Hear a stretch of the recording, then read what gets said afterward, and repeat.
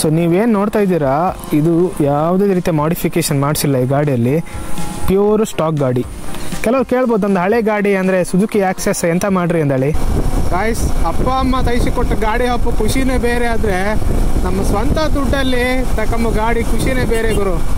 Rocket ಮಕ್ಕನ್ ಥರ ಓಡುತ್ತಿದ್ದ. So ಈ ಬೈಕ್ನ ಆನ್ ರೋಡ್ ಪ್ರೈಸ್, ಹೊಸ ಬೈಕ್ ಮೇಲೆ ಫಸ್ಟ್ ಟೈಮ್ ಮೋಟರ್ ವ್ಲಾಗ್ ಮಾಡೋದು. ಮೊನ್ನೆ ಡೆಲಿವರಿ ದಿನ ಮಾಡ್ಕೊಂಡು ಎಣಿಸ್ಕೊಂಡೆ, ಬಟ್ ಹೆಲ್ಮೆಟ್ ಇದು ಗೋಪುರ ಮೌಂಟ್ ಲೂಸ್ ಆಗಿದ್ದ, ಹಾಗೆ ಮಾಡೋ ಕೈಲಿಲ್ಲ. ಸೊ ಇವತ್ತು ಫಸ್ಟ್ ಮೋಟರ್ ವ್ಲಾಗ್ ನಮ್ಮ ಬ್ರ್ಯಾಂಡ್ ನ್ಯೂ ಹಿಮಾಲಯನ್ 450 ಮೇಲೆ. ಕ್ಯಾಮ್ರಾ ಆ್ಯಂಗಲ್ ಸ್ವಲ್ಪ ಚೇಂಜ್ ಮಾಡಿದೆ, ಅಂದರೆ ಸೂಪರ್ ವಿವಲ್ ಇಟ್ಟಿದೆ. ಈ ಗಾಡಿಗೆ ವೈಡ್ ಆ್ಯಂಗಲ್ ಅಂದರೆ ಮಿರರ್ ಕ್ರಾಪ್ ಆಗುತ್ತೆ ಆ್ಯಕ್ಚುಲಿ, ಅದಕ್ಕೋಸ್ಕರ ನಾನು ಸೂಪರ್ ವಿವ್ ಇಟ್ಟಿದೆ. ಆ್ಯಂಗಲ್ ಹೆಂಗಿತ್ತು ಅನ್ಕೊಂಡು ಕಮೆಂಟ್ ಮಾಡಿ ಹೇಳಿ. ಸೊ ಇವತ್ತಿನ ವಿಡಿಯೋ ಉದ್ದೇಶ ಎಂತ ಅಂದರೆ ಗಾಡಿದೊಂದು ಶಾರ್ಟ್ ರಿವ್ಯೂ ಮಾಡುವಂದೇಳಿ. ಓನರ್ಶಿಪ್ ರಿವ್ಯೂ ಏನಲ್ಲ, ಇದು ಶಾರ್ಟ್ ರಿವ್ಯೂ, ಗಾಡಿ ಬಗ್ಗೆ ಸ್ವಲ್ಪ ಫೀಚರ್ಸ್ಗಳು. ಸೊ ಇದಿಷ್ಟು ನಿಮಗೆ ಹೇಳುವಂಥ ಇದನ್ನು ಲಾಗು. ವಿಂಡ್ ಸ್ಕ್ರೀನ್ ಮನೆಲ್ಲ ಕ್ಲೀನ್ ಮಾಡ್ಕೊಂಡು ಬಂದಿದೆ, ಬಟ್ ಮಳೆ ಬಂತಲ್ಲ ಹಾಗೆ ಮತ್ತು ಪುನಃ ನೀರು ನಿಂತಿತ್ತು ಇದ್ರ ಮೇಲೆ. ಸೊ ಇದೇ ಗಾಡಿ ಮರವಂತೆ ಆಲ್ ಟೈಮ್ ಫೇವ್ರೇಟ್ ಗಾಡಿ, ಹಿಮಾಲಯನ್ ಪ್ಲಸ್ ಮರವಂತೆ ಬೀಚ್, ಸ್ವರ್ಗ ಗುರು.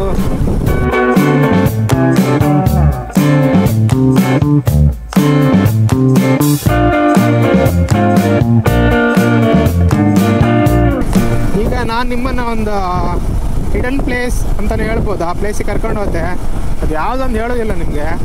ಗಾಯ್ಸ್, ಅಪ್ಪ ಅಮ್ಮ ತೈಸಿಕೊಟ್ಟ ಗಾಡಿ ಹಬ್ಬ ಖುಷಿನೇ ಬೇರೆ, ಆದರೆ ನಮ್ಮ ಸ್ವಂತ ದುಡ್ಡಲ್ಲಿ ತಗೊಂಬ ಗಾಡಿ ಖುಷಿನೇ ಬೇರೆ ಗುರು. ಇನ್ನೊಂದು ಎಂತಂದರೆ, ಈ ಗಾಡಿ ಮೇಲೆ ಹೋಗ್ತಾ ಇದ್ರೆ ಎಲ್ಲರೂ ನಮ್ಮನ್ನೇ ಕಾಣ್ತಿರ್ತಾರ. ಈಗ ನಮ್ಮ ಹತ್ರ ಇದ್ದಾರೆ ಆಯ್ತಲ್ಲ, ಆಚೆ ಅಪೋಸಿಟಿಂದ ಬರ್ತಾರೂ ಕಾಣ್ತಾರೆ, ನಮ್ಮನ್ನು ಬಸ್ಸಲ್ಲಿದ್ದರೂ ಕಾಣ್ತಾರೆ. ಅಂದರೆ ಇದು ರೋಡ್ ಪ್ರೆಸೆನ್ಸ್ ಹಂಗಿತ್ತು ಈ ಗಾಡಿದು, ಒಳ್ಳೆ ಸಿಂಹಾಸನದ ಮೇಲೆ ಕೂತ್ಕೊಂಡಾಗಿತ್ತ. ಸೊ ಆಲ್ ರೈಟ್ ಗೈಸ್, ಅಂತೂ ಇಂತೂ ಈಗ ಒಳ ಬಂದೆ ಡೆನ್ಸ್ ಫಾರೆಸ್ಟ್. ಸೊ ನಾನು ಲೊಕೇಶನ್ ಪ್ಲ್ಯಾನ್ ಮಾಡೋದು ಇನ್ನೂ ಒಂದು 2-3 ಕಿಲೋಮೀಟರ್ ಇತ್ತು ಆ್ಯಕ್ಚುಲಿ, ಹೋಗಲಿಲ್ಲ ಅಂತಕಂದರೆ ಮಳೆ ಜಾಸ್ತಿ ಬರ್ತಿತ್ತು. ಅದಕ್ಕೋಸ್ಕರ ಮತ್ತೆ ಹಾಕೋದು ಬೇಡ, ಇಲ್ಲೊಂದು ಜಾಗ ಸಿಗ್ತಾ. ಸೊ ಇಲ್ಲೇ ಗಾಡಿ ನಿಲ್ಲಿಸಿ ಗಾಡಿದೊಂದು ವೀಡಿಯೋ ಮಾಡೋದು ನಿಲ್ಸ್ಕೊಂಡಿಲ್ಲ. ಸೊ ಅಲ್ಲಿ ಕಾಣಿ ಗಾಡಿ ಈ ಥರ ತೋರುತ್ತೆ. ಸೊ ನಿಮಗೆ ಮೊನ್ನೆ ಡೆಲಿವರಿ ವ್ಲಾಗಲ್ಲಿ ನಿಮಗೆ ಎಷ್ಟು ಕ್ಲಿಯರಾಗಿ ತೋರ್ಸೋಕ್ಕಾಯ್ತು ಇಲ್ಲಿ ಗೊತ್ತಿಲ್ಲ. ಸೊ ಹಾಗಾಗಿ ಇನ್ನೊಂದು ಸಲ ನೋಡ್ಕೊಂಡು ಬನ್ನಿ ಗಾಡಿನ.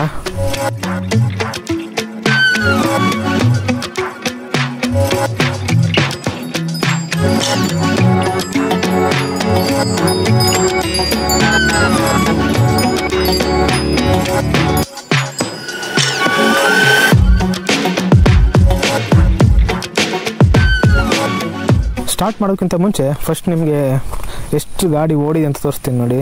ಸೊ ಟೋಟಲ್ ಓಡೋ 330 ಕಿಲೋಮೀಟರ್ ಓಡಿದೆ, 130 ಕಿಲೋಮೀಟರ್ ಓಡಿದೆ. ಸೊ ಫಸ್ಟ್ ಸರ್ವೀಸು 500 ಕಿಲೋಮೀಟ್ರಿಗೆ ಅಥವಾ 45 ಡೇಸ್, ವಿದಿನ್ 45 ಡೇಸ್.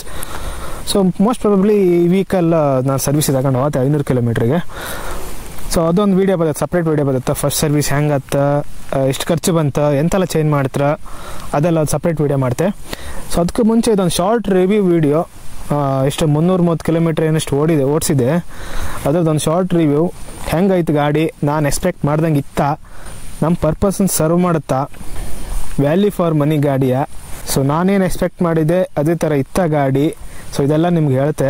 ಸೊ ಅದಕ್ಕಿಂತ ಮುಂಚೆ ಫಸ್ಟ್ ಗಾಡಿದೊಂದು ಸಲ ಫುಲ್ ಡೀಟೇಲ್ಸ್ ಹೇಳಿಬಿಡ್ತೇನೆ ನಿಮಗೆ. ಇದು Royal Enfield Himalayan 450cc liquid cooled ಇಂಜನ್ನು, ಸಿಂಗಲ್ ಸಿಲಿಂಡರ್. ಸೊ ಇಲ್ಲಿ ನೋಡ್ಬೋದು ನೋಡಿ, ಇದೇ ರೇಡಿಯೇಟರ್. ಸೊ ನೀವೇನು ನೋಡ್ತಾ ಇದ್ದೀರಾ ಇದು ಯಾವುದೇ ರೀತಿಯ ಮಾಡಿಫಿಕೇಶನ್ ಮಾಡಿಸಿಲ್ಲ ಈ ಗಾಡಿಯಲ್ಲಿ, ಪ್ಯೂರ್ ಸ್ಟಾಕ್ ಗಾಡಿ. ಜಸ್ಟ್ ಶೋರೂಮಿಂದ ಹೆಂಗೆ ಬಂತು ಅದೇ ಗಾಡಿ ಇದು, ಯಾವುದೇ ರೀತಿಯ ಮಾಡಿಫಿಕೇಶನ್ ಎಕ್ಸ್ಟ್ರಾ ಆಕ್ಸಸರೀಸ್ ಏನು ಹಾಕಲಿಲ್ಲ ಎಷ್ಟು ತನಕ. ಒಂದೇ ಒಂದು ಎಕ್ಸ್ಟ್ರಾ ಫಿಟ್ಟಿಂಗ್ ಮಾಡಿದ್ದಂದರೆ ವಿಂಡ್ಶೀಲ್ಡ್, ಅದು ಶೋರೂಮಿಂದು. ಸೊ ಇಲ್ಲಿ ನೋಡ್ತಾ ಇದ್ದೀರಾ ಇದು ರ್ಯಾಲಿ ವಿಂಡ್ಶೀಲ್ಡು. ಸ್ಟಾಕ್ ವಿಂಡ್ಶೀಲ್ಡ್ ನಮಗೆ ಇಲ್ಲಿ ತನಕ ಮಾತ್ರ ಬರುತ್ತೆ ಹೈಟು. ಸೊ ನಮಗೆ ಜಾಸ್ತಿ ವಿಂಡ್ ಕಂಟ್ರೋಲ್ ಆಗಬೇಕಂದ್ರೆ ಇದು ಹೈಟ್ ಇದು ಹಾಕ್ಸ್ಬೇಕು. ಇದು ಶೋರೂಮಿಂದನೇ ಹಾಕ್ಸಿದ್ದು, ರಾಯಲ್ ಎನ್ಫೀಲ್ಡ್ ಅವರದ್ದೇ ನೋಡಿ, ಬ್ರ್ಯಾಂಡಿಂಗ್ ಎಲ್ಲ ಇದೆ. ಥರ್ಡ್ ಪಾರ್ಟಿ ಎಲ್ಲ ಬರುತ್ತೆ, ಬಟ್ ಥರ್ಡ್ ಪಾರ್ಟಿ ಎಲ್ಲ ಲುಕ್ಕೆಲ್ಲ ಹಾಳು ಮಾಡುತ್ತೆ ಗಾಡಿದು. ನನಗೆ ಲುಕ್ಕಲ್ಲಿ ಹಾಳಾಕೋದು ಇಷ್ಟ ಇಲ್ಲ. ಹಿಮಾಲಯನ್ ಲುಕ್ಕ ಏರ್ಕ್ ಅದಾದಮೇಲೆ ಸೊ ಗಾಡಿದು ಸಲ ಕಣ್ಕೊಂಡ್ಬಿಡಿ. ಸೊ ಇದು 5 ಇಂಚು ಕಲರ್ ಡಿಸ್ಪ್ಲೇ. ಸಖತ್, ನಂಗೆ ಸಖತ್ ಇಷ್ಟ ಆಯ್ತು ಆ್ಯಕ್ಚುಲಿ. ಇದು ಡಿಸೈನ್ ನಂಗೆ ಸಖತ್ ಫ್ಲಾಟ್ ಆಗಿದೆ ಆ್ಯಕ್ಚುಲಿ. ನೋಡಿ ಎಷ್ಟು ಕಲರ್ ನಮ್ಗೆ ಬ್ಲ್ಯಾಕ್ ಆ್ಯಂಡ್ ವೈಟ್ ಕಂಡು ಇದರಲ್ಲಿ ಎಲ್ಲ ಇನ್ಫಾರ್ಮೇಷನ್ ಫುಲ್ಲಿ ಲೋಡೆಡ್. ಇದು ಆ್ಯಕ್ಚುಲಿ ಏನೆಲ್ಲ 2 ಮೋಡ್ ಇತ್ತು. ಅದು ಇಕೋ ಮೋಡು, ಪರ್ಫಾರ್ಮೆನ್ಸ್ ಮೋಡು, ಆಮೇಲೆ ಮೋಡೆಲ್ಲ ಚೇಂಜ್ ಮಾಡ್ಲಿಕ್ಕೆ ಇದು ಅನಲಾಗ್ ಮೋಡು. ನೆಕ್ಸ್ಟ್ ಇನ್ನೊಂದು ಮೋಡ್ ಹೋದ್ರೆ ಗೂಗಲ್ ಮ್ಯಾಪೆಲ್ಲ ಬರುತ್ತೆ. ಸುಮಾರು ಇತ್ತು, ನಾನು ಇನ್ನೂ ಕಲಿಯೋದಿತ್ತು ಅದು. ಇನ್ನು ಗೂಗಲ್ ಮ್ಯಾಪೆಲ್ಲ ಇನ್ನೂ ರಿಸರ್ಚ್ ಎಲ್ಲ ಮಾಡೋದಿತ್ತು. ಇದ್ರ ಮೇಲೆ ಒಂದು ಸಪ್ರೇಟ್ ವಿಡಿಯೋ ಮಾಡಿ ಹಾಕ್ತೆ, ಹೆಂಗೆ ಆಪ್ರೇಟ್ ಮಾಡೋದು, ಎಂತೆಲ್ಲ ಫೀಚರ್ ಇತ್ತು ಇದ್ರಾಗಂದೇಳಿ. ಸೊ ಅದಾದಮೇಲೆ ಇದು ಮಿರರ್ ನೋಡಿ, ಇದು ಸ್ಟಾಕ್ ಮಿರರ್, ರೌಂಡ್ ಮಿರರ್. ಆಮೇಲೆ 17 litre fuel tank, adjustable seat height, minimum seat 825, maximum height 845. ಆಮೇಲೆ ಟಾಪ್ ರ್ಯಾಕ್, ಇದು ರಾಯಲ್ ಎನ್ಫೀಲ್ಡ್ ಇದೆ ನೋಡಿ. ಇಲ್ಲಿ ಮ್ಯಾಕ್ಸಿಮಮ್ ಲೋಡ್ 7 kg ಅಂತ ಹಾಕಿದ್ದಾರೆ. ಇದಾದಮೇಲೆ ಇದೊಂದು ಯುನಿಕ್ ಫೀಚರು, ಟೈಲ್ ಲ್ಯಾಂಪ್ ನೋಡಿ, ಇದು ಇಂಟಿಗ್ರೇಟೆಡ್. ಇಂಡಿಕೇಟರ್ ಒಳಗಡೆ ಬ್ರೇಕ್ ಲೈಟನ್ನು ಮಾಡಿದ್ದಾರೆ. ಅದಾದಮೇಲೆ ಮುಂದ್ಗಡೆ ಫೆಂಡರು. ಆ್ಯಂಡ್ ಸಸ್ಪೆನ್ಷನ್ ಬಂದರೆ ಇದು ಶೋವಾ ಸಸ್ಪೆನ್ಷನ್ನು ನೋಡಿ, Showa branding. And suspension travel ಇದು 200 mm, ಬೇಜಾನಾಯ್ತು. ಆ್ಯಂಡ್ ಬ್ಯಾಕ್ ಸಸ್ಪೆನ್ಷನ್ನು ಸೇಮ್ ಮೊನೋಶಾಕ್ ಸಸ್ಪೆನ್ಷನ್ನು, ಸೇಮ್ ಶೋವಾ ಸಸ್ಪೆನ್ಷನ್ನು 200 mm ಟ್ರಾವೆಲ್. ಮತ್ತು ಇಲ್ಲೇ ಸೀಟ್ ಓಪನ್ ಮಾಡೋಕ್ಕೆ ಇಲ್ಲೊಂದು ಕೊಟ್ಟಿದ್ದಾರೆ ನೋಡಿ ಆಪ್ಷನ್ನು. ಇಲ್ಲಿ ಕೀ ಇನ್ಸರ್ಟ್ ಮಾಡಿದರೆ ಸೀಟ್ ಓಪನ್ ಆಗುತ್ತೆ. ಆ್ಯಂಡ್ ಅದಾದಮೇಲೆ ಇದು ಸ್ಪೋಕ್ ವೀಲು ಯಾಕಂದರೆ ಅಡ್ವೆಂಚರ್ ಟೂರಿಂಗ್ ಬೈಕಲ್ಲ, ಹಂಗಾಗಿ ಸ್ಪೋಕ್ ವೀಲ್ ಕೊಟ್ಟಿದ್ದಾರೆ. ಆ್ಯಂಡ್ ಆಮೇಲೆ ಟಯರು, ಇದು tubeless tyre, but tube actually ಒಳಗಡೆ ಟ್ಯೂಬ್ ಇದೆ. ಆ್ಯಂಡ್ ಟಯರ್ ಬಗ್ಗೆ ಹೇಳೋದಾದರೆ ಸಿಯಟ್ ಟೈರ್ ಕೊಟ್ಟಿದ್ದಾರೆ. 90 ಸೆಕ್ಷನ್ 21 ಇಂಚ್ ಫ್ರಂಟು. ಬ್ಯಾಕಿಗೆ ಬಂದರೆ 140 ಸೆಕ್ಷನ್ನು 17 ಇಂಚ್ ವೀಲ್ ಕೊಟ್ಟಿದ್ದಾರೆ ಹಿಂದೆ. ಎಕ್ಸಾಸ್ಟ್ ಎಲ್ಲ ನೋಡಿ ಎಷ್ಟು ಸಣ್ಣದಾಗಿ ಎಕ್ಸಾಸ್ಟ್ ಕೊಟ್ಟಿದ್ದಾರೆ. ಎಕ್ಸಾಸ್ಟ್ ನೋಟ್ ಕೂಡ ಚೆನ್ನಾಗಿದೆ. ಅದು ಬಿಟ್ಟರೆ ಆಮೇಲೆ ಗಾಡಿಗೆ ಮೇನ್ ಸ್ಟ್ಯಾಂಡ್ ಕೂಡ ಬರುತ್ತೆ. ನಾನು ಫಸ್ಟಿಗೆ ಗೊತ್ತಿರಲಿಲ್ಲ ಗಾಡಿ ಮೇನ್ ಸ್ಟ್ಯಾಂಡ್ ಕೊಡ್ತಾರೆ ಅಂದೇಳಿ. ಮೇನ್ ಸ್ಟ್ಯಾಂಡ್ ಕೂಡ ಕೊಟ್ಟಿದ್ದಾರೆ. ಆ್ಯಂಡ್ ಫುಟ್ ರೆಸ್ಟ್ ನೋಡಿ, ಫುಟ್ ರೆಸ್ಟ್ ಈ ರೀತಿ ಕೊಟ್ಟಿದ್ದಾರೆ. ರಿಮೂವಬಲ್, ಇದು ರಬ್ಬರು. ಆಫ್ ರೋಡ್ ಮಾಡೋದಾದರೆ ಈ ರಬ್ಬರ್ ತಗೊಂಡ್ರೆ ಆಯಿತು. ಆ್ಯಂಡ್ ಆಮೇಲೆ ಹೆಡ್ಲೈಟು, LED ಹೆಡ್ಲೈಟ್ ಕೊಟ್ಟಿದ್ದಾರೆ, LED ಇಂಡಿಕೇಟರ್ಸ್. ಆ್ಯಂಡ್ ಇದರಲ್ಲಿ ಸ್ಲಿಪ್ಪರ್ ಕ್ಲಚ್ ಕೂಡ ಇದೆ. ಆ್ಯಂಡ್ ಬ್ರೇಕ್ ಬಗ್ಗೆ ಹೇಳೋದಾದರೆ ಫ್ರಂಟಲ್ಲಿ ಬೈಬ್ರೆ ಬ್ರೇಕ್ ಕೊಟ್ಟಿದ್ದಾರೆ, ಡಬಲ್ ಸಿಲಿಂಡರು ಬೈಬ್ರೆ ಬ್ರೇಕ್. ರೇರಲ್ಲಿ same ByBre brake, single cylinder. But brake ಬಗ್ಗೆ ಹೇಳೋದಾದರೆ ಹಿಂದಿನ ಸ್ವಲ್ಪ ಬೈಟ್ ಕಡಿಮೆ ಇದೆ ಆ್ಯಕ್ಚುಲಿ, ಯಾಕಂದರೆ ಸಿಂಗಲ್ ಸಿಲಿಂಡ್ರಲ್ಲ, ಹಾಗಾಗಿ ಬೈಟ್ ಕಡಿಮೆ ಇದೆ. ಫ್ರಂಟ್ ಇದು ಮಾತ್ರ ಸಕ್ಕದಾಗಿದೆ, ಶಾರ್ಪ್ ಆಗಿದೆ, ಜಸ್ಟ್ ಟಚ್ ಮಾಡಿದರೆ ಸಾಕು ಆಗುತ್ತೆ ಬ್ರೇಕ್. ಆ್ಯಂಡ್ ಇನ್ನೊಂದು ಪಾರ್ಟಿ ಬರೋದಾದರೆ ಈ ಬೈಕ್ ಏನಿದೆ ಟೋಟಲ್ ಪ್ರೈಸ್ ನಿಮಗೆ 3.85 lakh ಆನ್ ರೋಡು. ವರ್ತಿದೆಯಾ, ಇಷ್ಟು ಕೊಡೋ ಅಮೌಂಟಿಗೆ ಇದು ವರ್ತಿದೆಯಾ, ಪರ್ಪಸ್ ಸರ್ವ್ ಮಾಡುತ್ತೆ ಅಂತ ಕೇಳೋದಾದರೆ ನಾನೇನು ಎಕ್ಸ್ಪೆಕ್ಟ್ ಮಾಡಿದೆ ಅದಕ್ಕಿಂತ ಜಾಸ್ತಿನೇ ಇದೆ ಗಾಡಿ. ನಾನು ಟೆಸ್ಟ್ ಡ್ರೈವ್ ತಗೊಂಡಾಗ ಪವರೆಲ್ಲ ಆಲ್ಮೋಸ್ಟ್ ಸೇಮ್ ಇತ್ತು, ಬಟ್ ಟೆಸ್ಟ್ ಡ್ರೈವ್ ಗಾಡಿ ಸ್ವಲ್ಪ ವೈಬ್ರೇಷನ್ ಇತ್ತು ಆ್ಯಕ್ಚುಲಿ, ಸ್ವಲ್ಪ ಅಬೌವ್ 4000 ಸ್ವಲ್ಪ ಜಾಸ್ತಿ ವೈಬ್ರೇಷನ್ ಇತ್ತು. ಬಟ್ ಈ ಗಾಡಿಯಲ್ಲಿ 4000 ಮೇಲೆ ವೆರಿ ಮಿನಿಮಲ್. ಈಗ 4000 ಒಳಗಡೆ ಬಟರ್ ಸ್ಮೂತ್ ಆದರೆ ಅದಕ್ಕಿಂತ ಸ್ವಲ್ಪ ಜಾಸ್ತಿ ಅಷ್ಟೇ. ಬಟ್ ಟೆಸ್ಟ್ ಡ್ರೈವ್ ಗಾಡಿಯಲ್ಲಿ ನೋಡಿದಷ್ಟು ವೈಬ್ರೇಷನ್ ಇಲ್ಲ ಇದರಲ್ಲಿ, ವೆರಿ ಸಕ್ಕ ಸ್ಮೂತ್ ಇದೆ. ಗೊತ್ತಾಗಲ್ಲ ಇಷ್ಟು ಪವರ್ಗೆ ನಿಮ್ಗೆ ವೈಬ್ರೇಷನ್ ಫೀಲೇ ಆಗ್ತಿಲ್ಲ. ಯಾರು ವೈಬ್ರೇಷನ್ ಅಂತ ಹೇಳ್ತೀರಿ ಕಣಿ, ಆ್ಯಕ್ಚುಲಿ ನನಗೇನಂತ ವೈಬ್ರೇಷನ್ ಕಾಣಿಸ್ಲಿಲ್ಲ ಇದರಲ್ಲಿ, ಗೊತ್ತಿಲ್ಲ. ಇನ್ನು ಹೋಗ್ತಾ ನೋಡ್ಬೇಕು ಎಂತ ತಕಾಂಬ. ಗಾಡಿನ ಕರೆಕ್ಟಾಗಿ ಮೇಂಟೈನ್ ಮಾಡ್ಕಷ್ಟೇ, ಸುಮ್ಮನೆ ಬೇಕಾಗಿಬಿಟ್ಟು ಥರ್ಡ್ ಪಾರ್ಟಿ ಎಲ್ಲ ಹೈಕಂಡೆಲ್ಲ ತುಂಬಿಸ್ಕೊಂಡೆಲ್ಲ ಮಾಡ್ರೆ ವೈಬ್ರೇಷನ್ ಬರುತ್ತೆ, ಮತ್ತೆಂತ ಬರುತ್ತೆ. ಗಾಡಿನ ಹೆಂಗೆ ಹೇಳಿರ್ತಾರೆ ಈ ಥರ ಮೇಂಟೈನ್ ಮಾಡ್ರೆ ಅಂಥದ್ದು ಗೊತ್ತಿಲ್ಲ. ನಾನಂತೂ ಕಂಪ್ಲೀಟ್ಲಿ ಸ್ಯಾಟಿಸ್ಫೈಡ್ ಆಗಿದೆ. ಜಸ್ಟ್ 330 ಕಿಲೋಮೀಟ್ರ್ ಓಡಿಸಿದೆ ನೋಡಿ. ಇದರಲ್ಲಿ ವೆರಿ ಮಿನಿಮಲ್ ಆಫ್ ರೋಡ್ ಮಾಡಿದೆ, ಜಾಸ್ತಿ ಹೈವೇ ಅಂದರೆ ಟಾರ್ ರೋಡಲ್ಲಿ ಓಡಿಸಿದೆ. ಟಾರ್ ರೋಡಲ್ಲಿ ಹೇಳೋದಾದರೆ ಪರ್ಫಾರ್ಮೆನ್ಸು ಟಾಪ್ ನಾಚ್. ರಾಕೆಟ್ ಮಕ್ಕನ್ ಥರ ಓಡುತ್ತಿದೆ. ಥ್ರೋಟಲ್ ರೆಸ್ಪಾನ್ಸ್ ಹಂಗೆ ಸಖತ್ ಶಾರ್ಪ್ ಇತ್ತು, ಕ್ವಿಕ್ ರೆಸ್ಪಾನ್ಸ್. ಜಸ್ಟ್ ಹಿಂಗೆ ಮಾಡಿದ್ರೆ ಪಟ್ಟ ತಗೊಂಡ್ಬಿಡುತ್ತೆ, ಪಿಕಪ್ ತಗೊಂಡ್ಬಿಡುತ್ತೆ ಗಾಡಿ.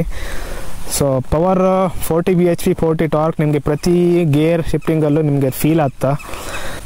Off roading ಓಡಿಸಿದೆ. ಸಸ್ಪೆನ್ಷನ್ ಮಾತ್ರ ಚಿಂದಿ ಗುರು. ನಾನು ಈ ಗಾಡಿ ತಗೊಂಡಿದ್ದು ಮೈನ್ ಉದ್ದೇಶನೇ ಇದೆ ಸಸ್ಪೆನ್ಷನ್ನು.